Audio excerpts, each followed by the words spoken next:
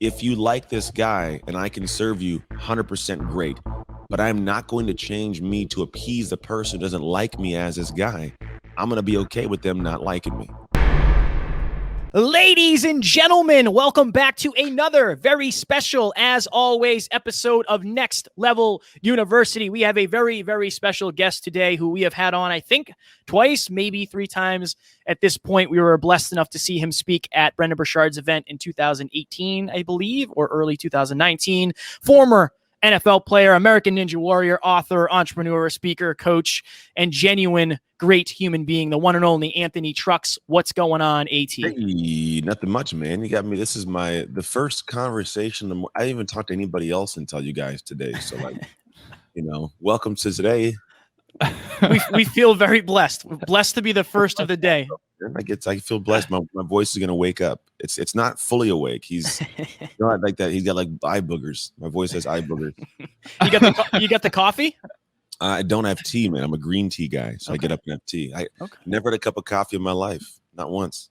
That's interesting. It is interesting. I did not know that. Never even tried it.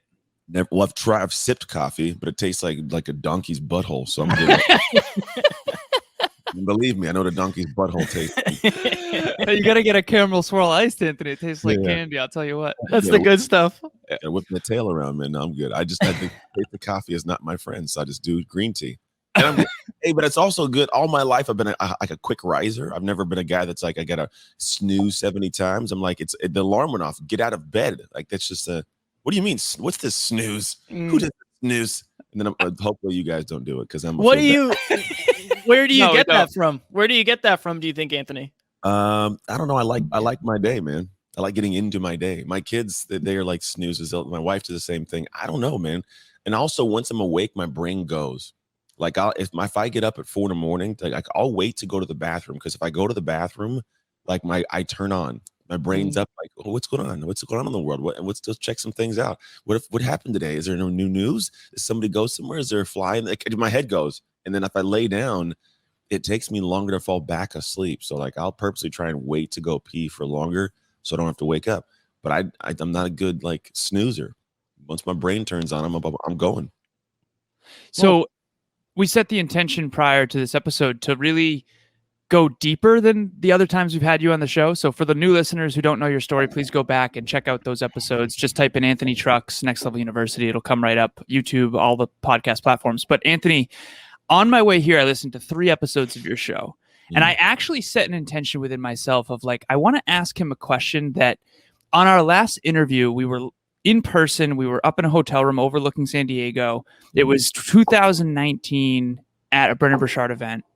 And you mentioned something that rattled me a little bit.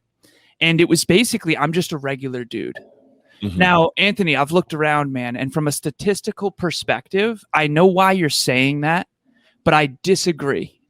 Because your work ethic and your hustle, and even what you just mentioned about how you get up and get after it every day and never hit snooze, that's not regular dude stuff.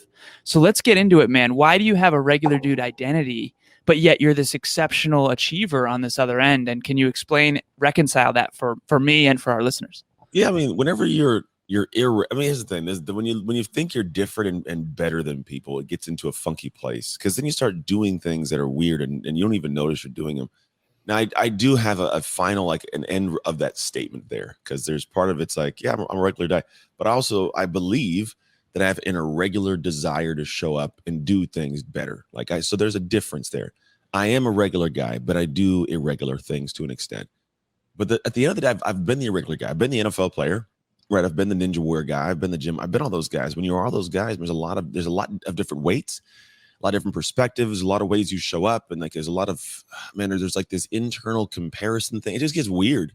And I was like, if I'm trying to like, I am better and I'm different, it puts me in a funky place because then I feel like I have to live up to something that's non-existent. And I'm not naturally Anthony. The natural Anthony who can just come on and banter. He borderline doesn't care about anything, but cares about everything. If that makes sense. Like, I don't care what you think of me, but I care what you think of me. Like, it's a very weird dynamic. But the thing is I believe that all of us are just regular people, man. And here's why. There are people who believe that they are the greatest in the world because they are like the head salesman for the paperclip company. And it's like, dude, I get that you're the greatest salesman in the paperclip company. It's amazing, but you're still just a dude. Right. There are so many different, like, amazing worlds within our world that I've noticed, like, everybody is just a dude. Like, there are people who do not give a damn who Tom Brady is. Thoroughly exists. Like, nobody cares. Like, sports, who cares about sports? I play the trumpet and the trombone thing. Like, that's what they do, right? And then, like, there's the amazing violinists, and then there's people that, like, know all about grasshoppers, and in their world, they're phenomenal. And I realized, like, in the end, all of us are just, we're big in our own world, in our own head. So, like, I'm just a regular guy, man. We are all just regular people, but some of us have some irregular desires and do some irregular things. I appreciate that distinction. I was actually on the phone with one of our team members from Italy, and we were having a conversation because I reference Tom Brady often just because his consistency and what he's achieved is really magnificent, in my opinion. And I've read his book, blah, blah, blah. But like, he literally said, like, Alan, just so you know, in Italy, no one knows who Tom Brady is. Nobody cares. And I was like, that's so intriguing. But I understand what you're saying, and I'm glad you reconciled that, because you have an unordinary desire to achieve and serve, but you're just a regular dude. Is that kind of the synopsis? That's it, man. That's how it has to be. Hell yeah, man. Then you're just doing too much. And I mean, but here's the thing: I'm not knocking people that are like, I am amazing, because there is part of me that's like, if you sit down, I'm like, no, bro, I'm dope. I'm dope as hell at what I do. In my house, my wife and my kids, I'm like, guys, I'm not even gonna lie to you. I might be one of the absolute best in the world when I hop on a stage. It's a very good possibility. I don't know everybody, but I'm one of the best at what I do, and I'll let them know. Like, why would you let them know? Because first off, they got to know. I don't have that mentality that at the end of the day, and the thing is, I can't always be the guy on the stage. We have multiple identities. We do. There's a different way I show up here than when I show up with my wife in the bedroom or my kids at a baseball game, right? It's a different way. I have to be a different identity. And it's not that I'm a different person, but I'm expressing different parts. If I was always the guy on a stage, it'd be very weird at the doctor's office. Like, it'd be like, dude, talking about? Can you just sit down and take the pressure on your tongue, bro? Shut up. So the thing is, I'm a regular guy, man. I just happen to be, I express it in regular ways that are different in certain areas. Fire. Anthony, you said something very powerful there that I want to dig into. I don't care what anybody thinks, but I also care what everybody thinks. Kind of, in a way. Like, can you go into that, and how does somebody get to the point where they're that centered? Because we've been able to hang out with you behind the scenes, and like, you are this guy, but you're also very caring. You stop to sign autographs and take pictures and all that stuff. But like, how did you get to that version of Anthony? That's just practice and messing things up. No, I played the NFL, dude. It's just, you get normalized to it. After a while, you're like, oh, you know what it was? It was like, after you could do it, and then people are like, oh, do you play anymore? Like, no. Like, oh, okay. And they move on. It's like, oh, they just wanted me because I was playing. So at the same time, it's like, it's just an autograph. I'm serious. I'm still a regular guy, but there is this thing to me where it's like, I'm not going to be the weird dude that's like, I don't sign autographs and go. Like, why not? Someone wants your autograph, bro? Sit down, shut up, and sign some autographs. But when I think about the aspect of me, like, here's the thing: there are a lot of people who just won't like me and don't like me. I don't know all of them, but there are some that I find that send me messages, and I'm like, I appreciate your candor. It's cool. Like, enjoy the rest of your Saturday. I don't know what do we do with this right now, because I don't absorb a lot.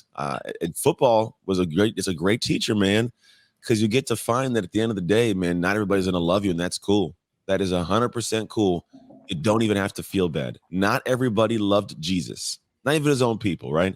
So if everybody didn't love that dude, like, I expect everybody to like me. So when I say I don't care what people think, it's typically, I don't care what the demeaning, negative, callous people think. Most of the time, you don't find people who are incredibly joyous and awesomely happy who say negative things to begin with. So that off top is like, so I don't care, because I'm not gonna take on whatever weird negative energy you got right now, bro. So you had a bad day. I'm not gonna have a bad day because of you. So you can cuss me out and do what you do. I'm gonna keep pressing on. So that's one part. But I do care what people think, because in what I do, I am serving other people. Right. So if I don't care what people think at all, that's a bad place to be like, I don't care what anybody thinks, because then you just do whatever you want to do, and you'll alienate some people that you're trying to help, and then you don't even get a chance to help them. Mm-hmm. So I do care what people think. So what I do is I show up as this guy. If you like this guy and I can serve you, 100% great. but I'm not going to change me to appease the person who doesn't like me as this guy. I'm going to be okay with them not liking me. So I think it's really important to touch on this, Anthony, and I appreciate that. And I think as Kevin and I grow and we learn, like, from being more and more in public settings, but also exploring all these different industries, like you said, it's like the trumpet person and the person who sells paper clips and the NFL, and like you do realize life is full of these echo chambers. Mm-hmm. And so one thing that you said there, I really want to touch on, because you're basically like, usually people who are joyous and fulfilled, I use the word fulfillment, they're not like behind the keyboard, like F you. And so just for our listeners, I just want to bring them behind the scenes. Like, so we had someone write a review on our podcast of these guys suck and they are not authentic and they are not genuine, something along those lines. Yeah. And this is clearly someone who was unhappy with us, right? Yeah. Mm-hmm. For our listeners, Anthony is a happy guy who's going toward his dreams, who's serving others, who's a fulfilled person who has a family. Anthony's not on like a Thursday at 11 a.m., like behind the computer, like, fuck Alan and Kevin. Like, they suck. Like, you're never going to invest your time into that. So for our listeners, I just want them to really hear this. Like, the people that are attacking you are most likely miserable. Yeah. Kevin and I don't invest our time, and neither does Anthony, in like trying to go out and attack other people. We stick up for our beliefs and we believe in certain things and we'll advocate for certain causes. But at the end of the day, just understand that the haters are most likely unhappy. And instead of letting that energy penetrate you, do what Anthony does, which is let it wash off you like water, and focus on the people that you're serving and that you're helping. Because I agree 1000%. The people that we're serving, Kevin and I do care what they think. We do care how they feel after a speech. We do care. But the people who just blatantly don't even, this person who left that review does not even listen to our show, Anthony. I'm certain of it. You wouldn't even say, oh, I would never. And so yeah, for our listeners, Anthony, they want to post on social media. They want to have an impact. Yeah, a lot of them are scared, I've noticed, to post on Facebook because of judgmental relatives or family. Yeah. Why is it that they're so scared of judgment, and how do they overcome that from a sincere identity place? I mean, the thing is, we always have a thing we anchor to that gives us a sense of self. So if I'm worried about posting all those kind of things, what ends up happening is I'm thinking about all the negative things that can happen. We'll just use the same, like there's going to be someone that says something rude, right? So a lot of people are like, well, I don't want to go out there and say something. What if the real expert comes out and says I'm wrong and I get outed in front of the world, right? First off, most of them don't even know you exist, so they're not going to find your post. Secondly, if you look at the statistics of people who don't like stuff to who do like stuff, you're talking about like 1 to 5% of people will ever like really not like your thing or say something negative. Especially in the beginning, there aren't enough people who know you to even have you get that kind of like hate, to be quite honest. So the reality is, if you post something, you're always looking at the negative things. There's not going to be as many of them. And we always lose sight of the positive, because typically when you do post that thing that's really cool and it actually helps somebody because you thought about them and it was intentional, you get a lot more people that go, thank you so very much. I got a lot of clients like that in my business things that I do. We sit down and we talk, and a lot of them are like, man, the very beginning, I don't know, I can't go live. What if they ask me a question I can't answer, and I say something off, and I'm like, bro, just go do it. And they're deathly afraid of going live.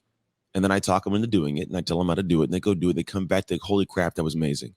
I want to do it. I want to do it every day now. Well, what happened? You just yesterday, you were so worried about, being scared of not doing it. Now you want to do it every day. It's like, yeah, well, it wasn't as bad as I thought. And that's what I realized. It's like everybody has this idea of a monster in their head, but it's a toothless monster, man. It has no claws. It's this big fuzzy bear that's growling, and then it's like, oh, that's it? Oh, bro, come give me a hug. And then you want to go do it more than you did. But that is the thing where the more you lean into stuff, the more you find out that those things that we create in our head, it's like how Alfred Hitchcock created scary monsters in movies. He never showed the monster. He let your brain create the monster because he realized he could never make something as scary as your brain could do. So we just live in that realm. And at the end of the day, it's like, bro, once you get in there and do it, you're like, oh, I was making it all up in the first place. Wow. There's a zinger right there. Put it up. There's a zinger. Zynga. There's a lot of them, man. Anthony, one of the things that we've seen from coaching and group coaching and just knowing our listeners is yes, being authentic allows you and gives you the opportunity to attract people in that you should have. But at the same time, it also creates the necessity for you to filter out the people that don't belong in your life. Can you talk about that experience, whether it's for you specifically or people that you've helped? Like, what advice do you give to somebody who's listening to this right now who says, like, Anthony, for sure, like, I know I don't get a lot of hate, but my family doesn't even support what I'm doing. My boyfriend, girlfriend, my partner, like, what advice do you give to them? How can they get across that chasm?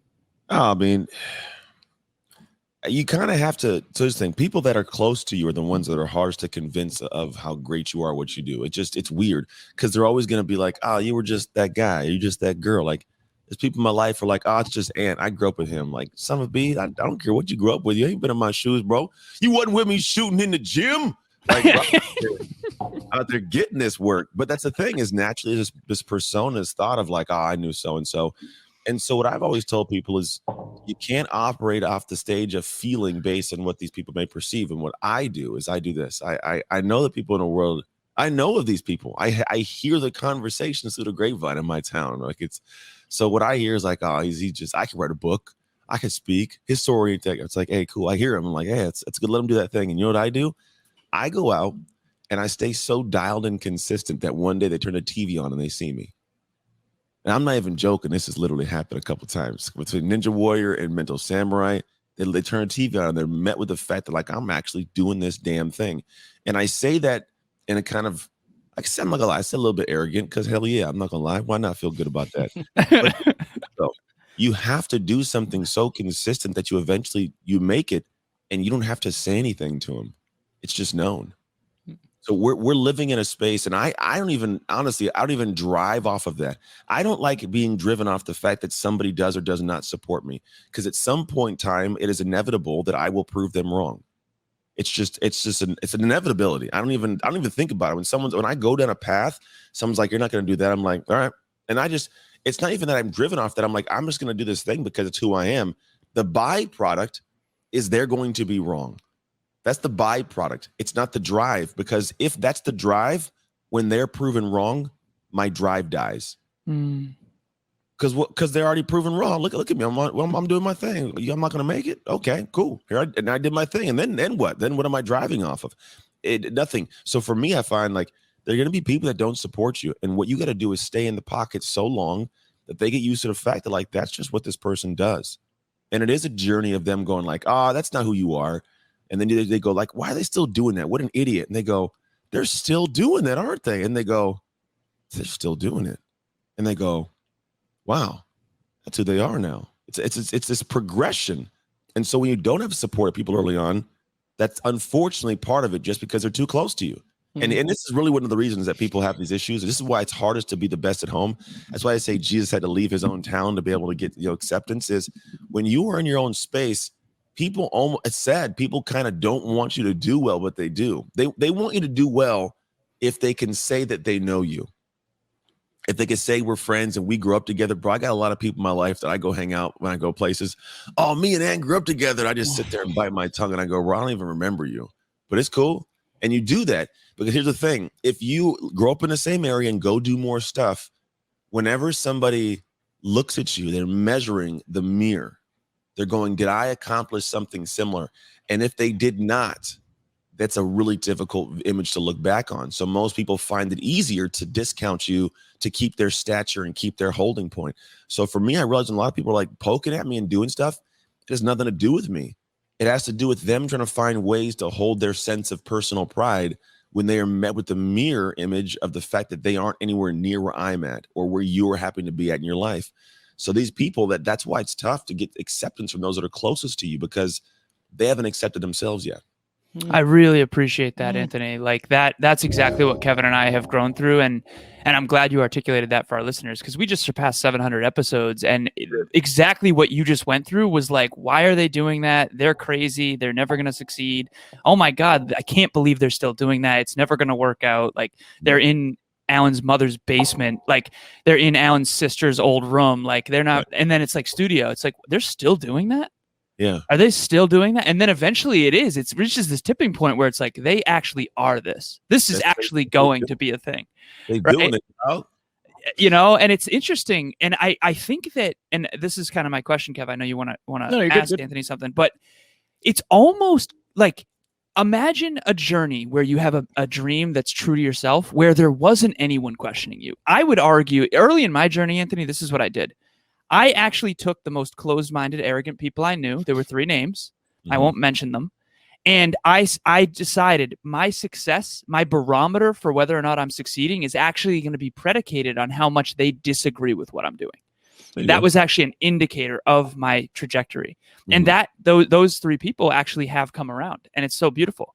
But for our listeners, can we explain the identity piece? Because you have self-belief, Anthony. Genuinely, you have so much self-belief that you are already at that place where it's like, I'm just going to be me, and eventually they will inevitably be proven wrong. Not everyone that I've coached, not all our listeners have that level of self-belief. And I know Kevin's going to ask about this too. How does someone build that level of self-belief, or was that something that you were born with? Like, where does that come from? Oh, no, I wasn't born with that, dude. That's crazy to have that. No, I was, you build it by actions, man. That's quite literally it. Who was I talking to yesterday? I was having a conversation with somebody yesterday. I have a lot of conversations, by the way, so there's no way to remember where they all came from. But what it boils down to, man, is you have to earn that. It's built. It's a brick by brick building. There's like, I grew up in foster care, man. There's no reason for me to even think I was great. My own mom didn't think I was great, right? So for me, it was not this thing. I'm like, oh, I'm amazing, and it was horribly different. And at some point in time, that's what I was in a clubhouse yesterday talking about that. It was like, when you get to the point of being like dark bottoms, how do you climb back out? And what it is you have to do things that make you believe that you should climb back out when you don't feel like you should climb back out. It's a very weird starting point, because at the base of the bottom, you feel like, man, I suck. I don't deserve much. And all it is you recounting whatever proof that you have for how great you are. If you have no proof, why would you believe you're great? Right. And you can tell yourself, I'm great, I'm amazing. Why? Because I was born and I'm here. And the whole statements of you 1 in 4 million, your little sperm egg caught the egg that, like, that's, I mean, it sounds real good. It does. It's like, oh, statistically, get a start.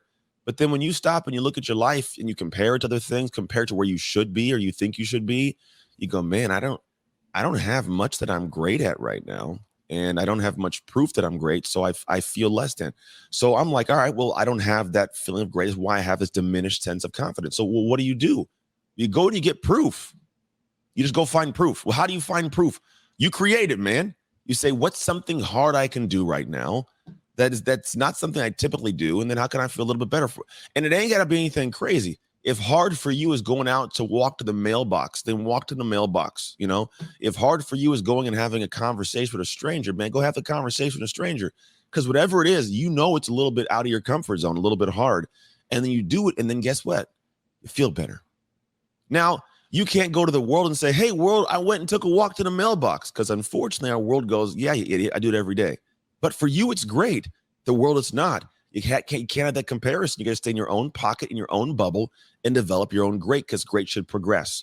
Mailbox, great. Go down to the next mailbox. Great. Go to the next mailbox and keep on doing that. After a while, it's like I ran the Boston Marathon.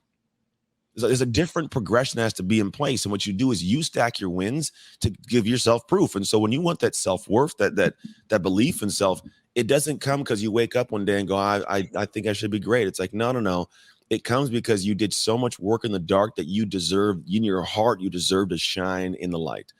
And it's a developmental process. One of the quickest ways to do it is in like the weight room or the gym, because there's no more of an intimate space or intimate connection with yourself than yourself, so when somebody's like, I wrote that paper, did that thing, cool. But there's something special about, I've just got done with doing 30 minutes of hard work. And in my brain, I'm like, I think I can go more, but I really don't want to. The paper says I'm done, but I'm going to go run an extra 10 sprints. And you're like, no, brain, don't. Yeah, no. And then you start running them, and all of a sudden 10 are done. Tell me you don't go in that locker room and take your shirt off and look at your body like, damn, you dope. Like the different sense of self. It's different, and no one can take it. And then you walk out of the gym with your chest all up, or your head held high, and you're like, man. And people look at you like, oh, that arrogant bastard. Like, no. I just did the work to have proof that I'm dope. If you ain't did the work, that's on you, but I feel good about myself. And you can continue on, right? And you also aren't doing it to diminish other people. You're doing it for yourself to feel good. But that's where you get that self-worth. It's a brick by brick build through doing little minuscule and then obviously bigger over time, hard actions. Powerful. Okay. What's going on, everybody? My name is Brandon Lowe. I am the host of the Decide and Design podcast, and I'm also part of the NLU team. I wanted to give a shout out to Kevin and Alan real quick. So when I first started working for Kevin and Alan, they asked me, what kind of skills do you have? What can you bring to the table? And I was honest and transparent with them. I was like, I don't have a lot of computer skills. I don't have a lot of sales skills or business skills, but I'm willing to work hard. And they decided to take a chance on me and give me a huge opportunity based off of my character. And when they did that, that really showed me what types of people that Kevin and Alan are. I mean, amazing guys who really have been mentoring me, coaching me, and taking me under their wing and completely changing my life. I now host a podcast. I'm on the team. I'm connecting with amazing people, and I'm becoming the man that I was truly meant to be, and it's because of these two amazing guys. I have nothing but amazing things to say about them. I love you guys. Thank you so much for giving me this opportunity, and if you have the chance to work with Kevin and Alan, I highly, highly recommend it. On the opposite end, there's people out there that don't admit that they don't have that level of self-confidence, and they hide behind some cloak of ego. Crazy. And again, I've done that too. Like, I was a bodybuilder, I had a nice car, I had tattoos. Like, I'm the most confident person in the world. I'm afraid to literally go out, to the bar because I'm afraid I'm going to get judged. Yeah. How does somebody begin to change the identity? Because it's like, Anthony, you have an internal identity, but you also have your reputation that you've created. How do you get those two things to merge into reality? Well, first you have to craft it and you got to build into it, man. You can't do it accidentally so let's look at it this way. This is the charting of the path of identity. This is like the 50,000-foot view. At the end of the day, we're all doing things. We're always in motion, and we're happiest in motion. That's why we're good there. As humans, we do better in motion. It's like when we're sitting doing nothing, it's good for a pause, but we literally call it recharge because we're recharging with the assumption we're going back to motion, right? We just that's the thing. Our set point is motion. To stop is the caveat. It's a weird thing. So we're happiest in motion, right? So we're gonna go somewhere. The problem is when we're doing all that work, there isn't a lot of certainty of where we're going for a lot of people. Even those who I know are high levels, there's not this clear. I'm talking crystallized, clear, like see-through blue water clear destination. I know I want to grow the podcast. I want to make more money. I want to be happier, but people don't even know what the hell that means. I know the exact car that I want to buy in 2 years. I know what it is. I know what is it? It's going to be the Hummer EV, the new one. Okay. And I'm not having a rush to get it. I'm like, I know what I'm going to have in 2 years. So when I start thinking about stuff, what I'm doing, I'm like, it's weird. My brain's attached to that thing in a couple of years. I know that the house we're moving into, I know what I want my house to look like. My business, I know specifically how much money I want to make. I know how much I want to give. I know what events I want to put on. I can picture them in my head. I know the hotel's a place I want to go do these things. The only way I can operate the way I do and be able to go in a flow is because I'm in motion, but I have certainty and control of where I'm going. And so what happens for a lot of people is they don't. So what we do is we get up and we get in motion, and I don't have that clear destination. It's like saying, hey, I'm going to leave my house and go to you guys' house. And they go, Anthony, where do they live? Oh, they're up in that area on the east side of the country, just up there north somewhere. That's where they're at. No, the address. I need your address. You know what I'm saying? I can't just say I'm going to the Northeast. That doesn't make any sense. But people do that in life. I want to be happy. I want to have a better business. And so I'm like, where? What's the address? And so when you have the address, interesting thing is now you can chart a path if you have the starting point. So for me, when I go to my identity work, what I look at is a lot of people. There are a good group of people that go, I know what I want. Beautiful. What is it? Boom, boom, boom. Beautiful. Okay, great. Well, what do you got to do? I got to do this and this and this. And they lay it out. And I go, okay, well, where are you starting from? It's an interesting question because people go, what do you mean? I go, no, where are you starting from? Where are you at right now? And what I'm asking them is to give me their location. And the location for most people is completely blind to where they're really at. Yeah. Like I'm over here in Los Angeles. Okay, what's the address? Like it's the same thing because that blue line isn't going to go Los Angeles and get you there. You're going to miss the turns. You're going to end up down in Mexico before you know it, right? So the idea is like, I didn't know. And a lot of the time it's going to be like, oh man, I'm in the hood, bro. Like I'm not in a good place as opposed to I'm in Beverly Hills.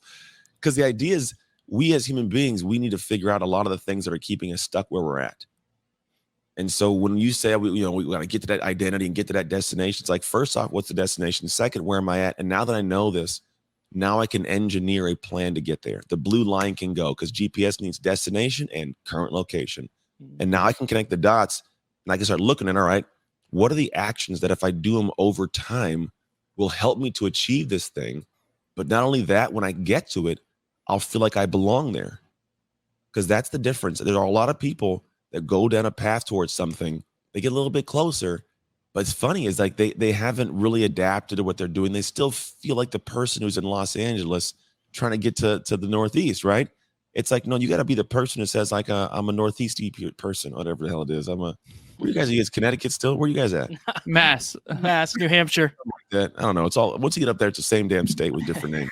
But like, it's the thing is I'm this person. I got to get to that level and it happens through the action. So what I'm big on is when you want to be that person, it's like, all right, what is that person? And I actually ask the question, what is it you want to have? Because people know what they want to have. They don't think about who they want to be. It's the truth. I'm like, I want to have more money when I have this. And I go, well, who do you want to be?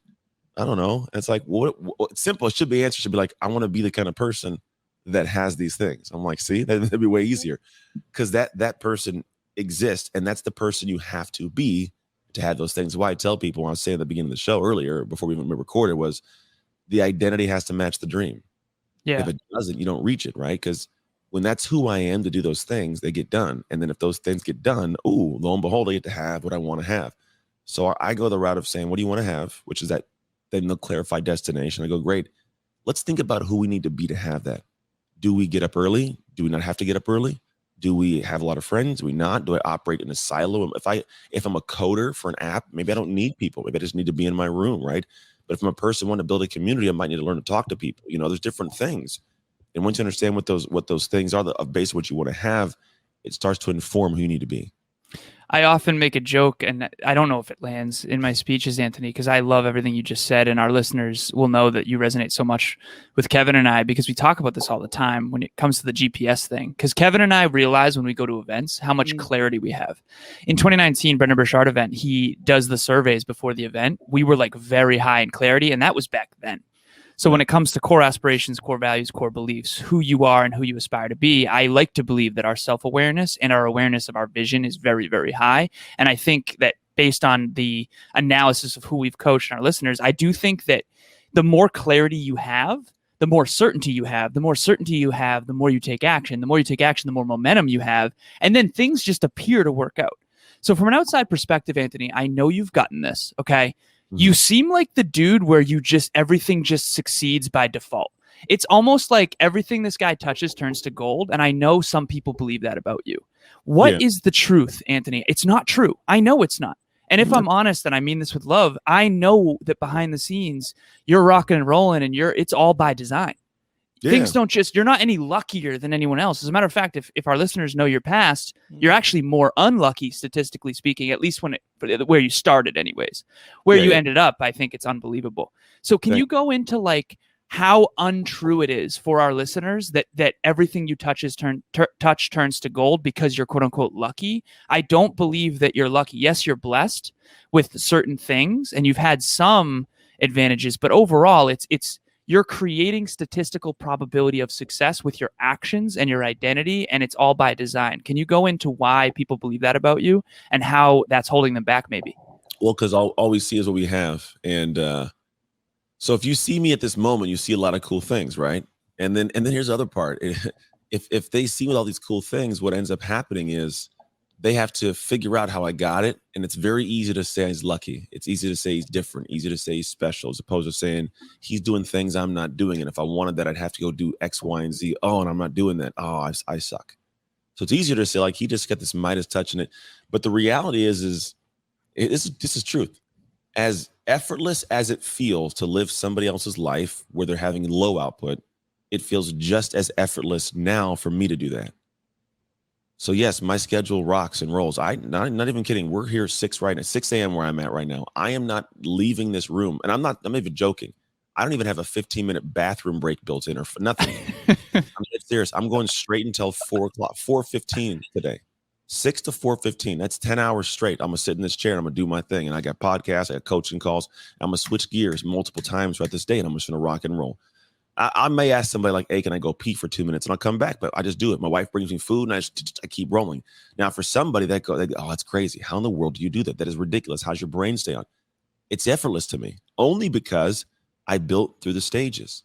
So if it's the same thing, if you come look at me now, you go, oh, this guy, he's built different. He's lucky. Everything he touched turned to gold. It's like, no, I am the kind of human. I am at an identity level. It's who I am to operate at this level. In fact, as hard as it would be for somebody else to go, oh, I got to do all that, it is hard for me not to operate like this. Yeah.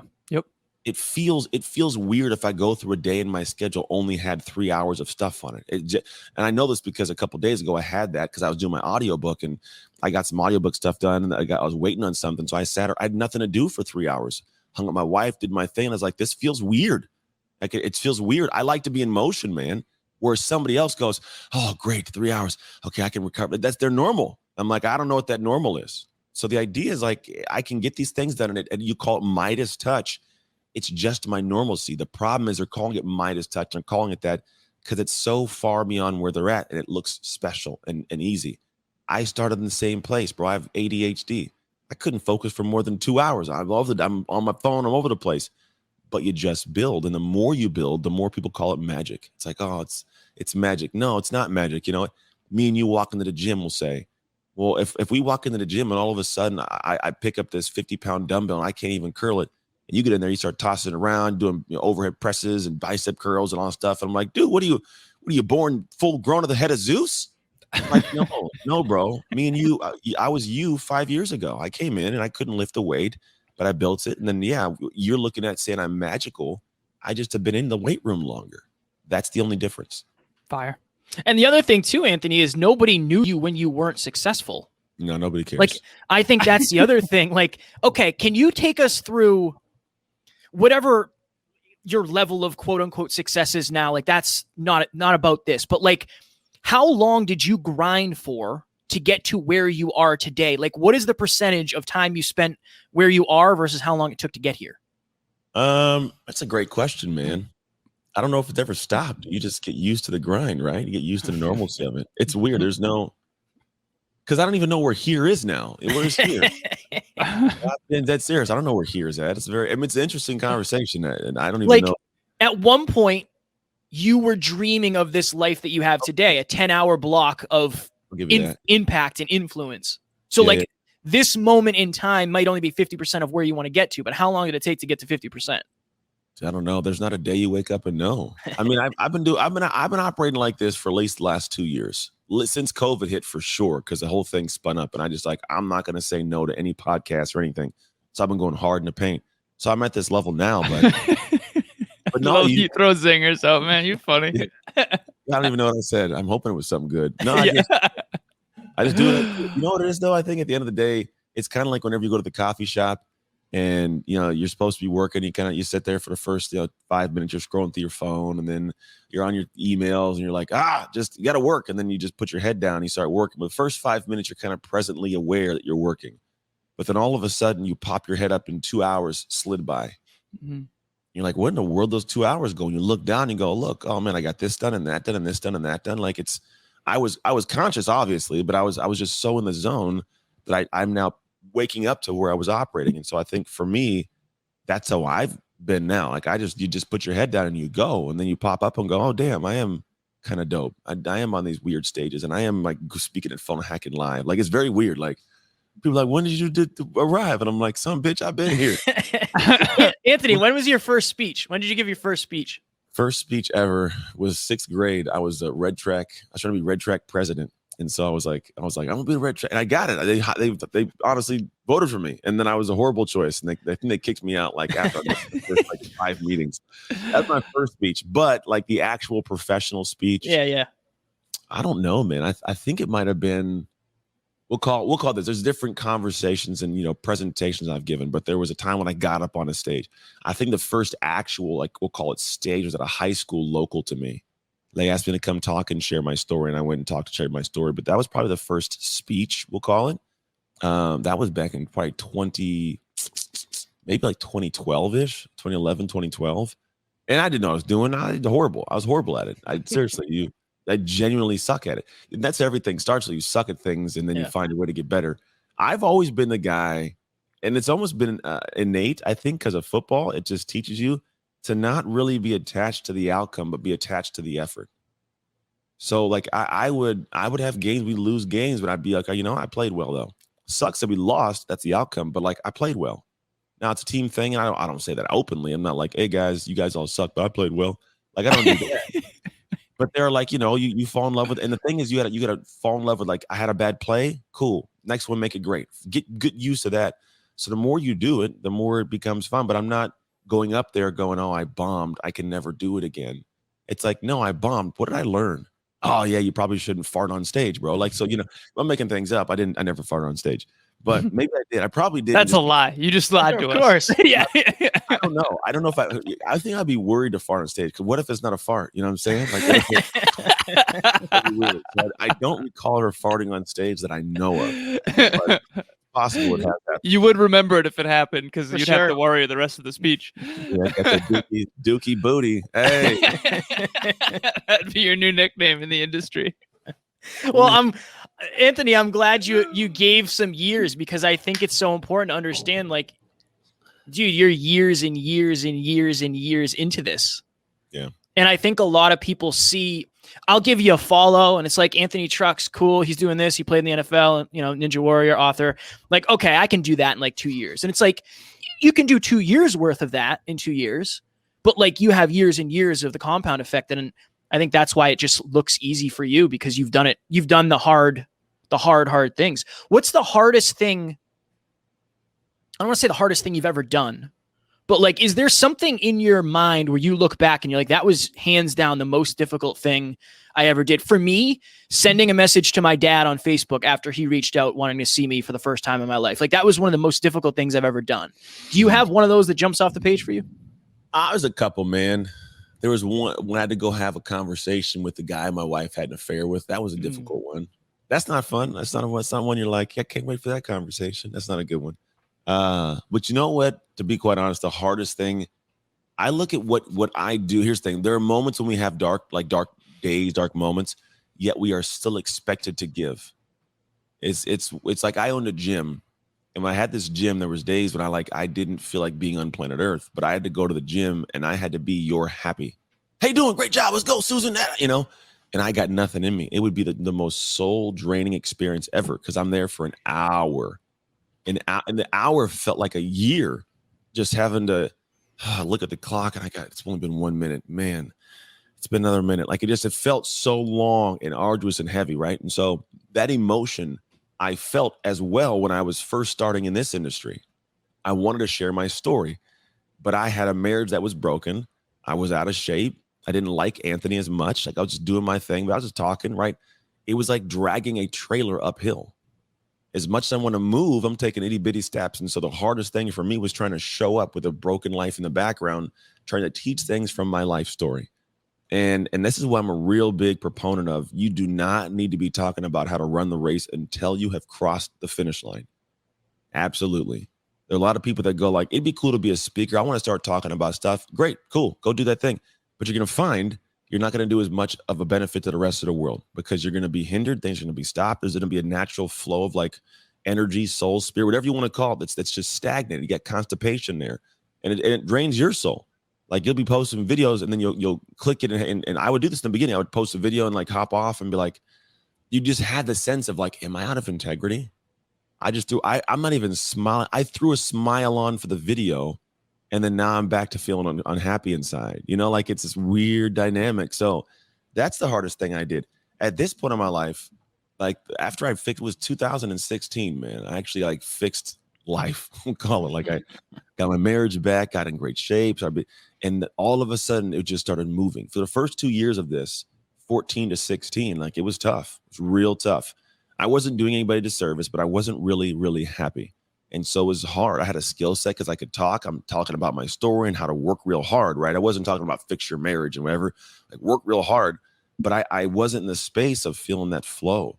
And that would be the heaviest couple of years, hardest things, because you're coming from a space of not having much happy to give, but trying to give whatever happy people need. Powerful. Anthony, we have something called the 5 C's, and then there's a bonus C. It's a speech we get. What it really takes to live your dream life. The first one's clarity. Second one's commitment. Third one's confidence. Fourth one is consistency. Fifth one is basically community. And then the sixth one and the bonus one is the one I want to ask you about, and it's choices, because that's the one that makes the other ones possible. Consistent, positive choices. So I remember you came on and talked to us about identity, and you had this identity circle. It was what you say, think, do, feel, and believe, and how that's a cycle. And you talk often about how basically if you want these things, you have to become the type of person who gets those things. Yeah. Can you take us quickly through, before we go here, that identity cycle so that our listeners can write them down and really proactively make positive choices? Because I think if you make positive choices and keep the promises you make to yourself, you're going to have self-esteem and self-confidence, and that's going to build on itself. And like you, that from 2014 to 2016, you built so much momentum by showing up even when you didn't want to and making positive choices even when it was hard. And I feel like this moment right now is still the momentum that was built back then. Yeah, so can you help our listeners build some momentum and start small and get to one day be where you are, but their own unique flavor of that? Yeah, I mean, it's always going to be unique, because I am different than anybody else. So nobody else is going to do what I do, and I can't do what anybody else does, and I don't want to, because I don't want to. I like my stuff, man. But there's a process we go through to build and compound, and the process of doing it shifts who you are, but at the same time, it allows you to achieve things, because that's what we want. We want to achieve. Let's be quite honest. A lot of us, we don't want to be like, I'm just different. I'm like, I want to be different and have different stuff, man. Like, can I have different stuff too? So what I've realized is there's a process, and it's called the self-mastery loop, or I call it the life mastery loop. If you master this, you can actually control life vastly different.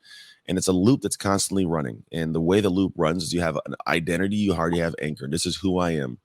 That identity has, from the identity, this sense of beliefs. Like, this is who I see myself to be. These are the beliefs that I have. These beliefs that I have then lead to thoughts that I have. The thoughts that I have from the belief obviously leads to emotions, feelings. My thoughts create feelings, right? I think that this person's cool, or this is great, or it's going to be scary, so I create an emotion. The emotions fuel my actions. If I'm angry, I say bad things. If I'm happy, I say good things, right? They come flying out based on your emotions sometimes. The emotions that lead to actions are the big piece for us, because the emotions make us take actions. Now, here's the thing. The actions create outcomes. The outcomes give us this kind of perception of whatever my outcome is, but it actually gives me an environmental feeling. And the environment is an inside and outside environment. When an action takes place, I can see something tangible or feel something real. And that environment leads me to have this kind of, again, a re-anchored identity. Whatever I've seen or I feel, this environment I have says, look, that's who you are, right? So if I'm a homeless person, I go, I'm a homeless person. I go, yeah, look, I believe I belong here. I believe I belong here. And then my thoughts are like, you don't belong nowhere else. You don't deserve anything better. It's just your thoughts. They go, yeah, you kind of suck. So then your actions kind of suck. And then the outcomes kind of suck. And then the environment you live in doesn't change. You go, see, look, I'm a homeless person. It's where I belong. So we spin this wheel all day long. And what happens for a lot of people is this wheel may not be homelessness, but it's, I'm not in a good relationship, or my business isn't going as well as it should, or whatever it is. And we all think that it's just because I don't have that book, or I didn't have that network, and I need to have this course, this program. I'm like, no, man, you need to go in and take what I call unconfident action. Because that wheel it continues to spin every moment of the day. And if I'm going to have that thing spin and create a positive turn, what I have to do is go at the one spot I can change something. I can go between my emotions and my actions and take an action opposite of the emotion. If I don't have confidence in this area, that's okay. I'm still going to jump off the cliff. That's when the kids are like playing by the water. I want to jump off the cliff. No, don't. He's run and jump, right? Inside, you're like, I don't want to do this, but you still did it full bore, right? At whatever level you should have. I call it sometimes the secret self, the part of you that's like, shut up, rest of myself, and I just go, right? And then all of a sudden, boom, different outcome. Okay, different environment. I feel good about myself. Look at this money I just made in this thing. Okay, cool. Maybe I can be better. Identity loosens a little bit. Your beliefs start going, yeah, you did it before. Maybe you could do it again. Beliefs change. Thoughts go, well, Let's try it. Let's do it. Feelings go, yeah, I got some amped up energy. Actions are different. They're better. And the outcome changes and the environment changes and it keeps on spinning and spinning and spinning. So for a lot of people going, how do I make this change? How do I roll? It happens through actions and habits. Can you consistently go in a direction of taking an unconfident action that eventually becomes so confident it becomes normal for you to do it? Where in the beginning you didn't launch a podcast, now it's awkward if you didn't. It's just It would be so weird. Yeah. That's the role. This whole thing, Next Level University now, it's a progression of an identity of who you guys are. And that's okay. It's a beautiful thing, right? But that is the progression towards it. And no one is outside of this. No one can't access this. Every human that has a brain and can walk and talk, well, maybe can't even walk. Any human with a brain that can communicate can operate in this flow. It's fire. It's absolute fire. That was beautiful. That was beautiful. Anthony, we got to let you go here. You're an author. Anthony Trucks, the author. Talk to us about your book. Oh, it's called Identity Shift. Upgrade how you operate to elevate your life, baby. And it comes out August 24th. Is that floating? Ghost in the house. There's ghosts. There's ghosts. No, it's a great book, man. I got the concept anchored so people get the concept. And then I was like, I want to make sure the process is there. We do a method called the Shift Method. It's our entire coaching body. But I put the method in the book so people can actually go in and go, okay, great. Sounds good, Anthony. How do I do it? This is how you do it. If you go to identityshiftbook.com and use the code NLU, you're going to get, after you bought the book, you get the audio book, you get the workbook and the digital copy of the book. The workbook's beautiful because it takes the best modules and kind of structures it, but it does what's called increasing cognitive rigor. So it actually anchors it so you understand it better and you can apply it in your life. Appreciate you, Anthony. That's fire. I can't wait for the audiobook as well. When is the audiobook coming out? When I finish it, which I'm almost done with it. Perfect. No, it comes out the 24th. I'm recording it. I recorded parts of it and had to re-record it. So I'm doing it with better energy now. But not that it was bad. It was that the audio engineer said that the compression sucked. So anyways, but I'm doing it now. It'll be the 24th, August 24th. Hell yeah, man. And I just want to second everything Anthony said. Like, we know Anthony behind the scenes, and he is a man of his word, and he knows so much, as you can see from this episode. So I know I will be buying that book. Everybody else, that would be a good one for you as well. Anything in closing, Anthony? No, man, I appreciate you guys. Hope you have a phenomenal rest of your day. It's Friday, man. Go do stuff with your ladies, have fun, hang out, kill it. You know we will. Anthony, thank you so much for coming on. I will be reading your book in full. Identity is something that has always fascinated me, and I love the work you're doing in the world, man. Seriously, and your podcast is fire. Just saying. And you're jacked. No. I'm slowly building up to it again. I was grateful. Within the whole COVID, I was like, I'm gonna get fat, and I did. I got fat. Same. We're working back. Yeah, we're working back. All of us are working back. All right, Anthony, we'll let you go, my man. We love you. We appreciate you, ladies and gentlemen. Anthony Trucks. Talk to you soon. Holla.